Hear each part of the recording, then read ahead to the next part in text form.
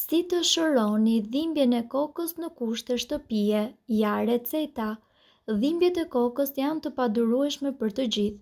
Përdorimi i medikamenteve mjekësore nuk preferohet shumë.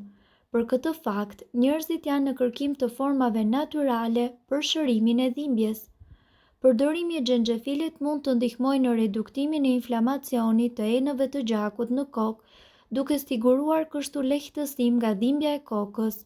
Lëngu i mentes duket se ka një efekt tepër pozitiv në ndalimin e dhimbjeve të kokës. Aroma e vajit të livandos gjithashtu është një ndihmës tepër e madhe në përmirësimin e simptomave edhe të migrenës.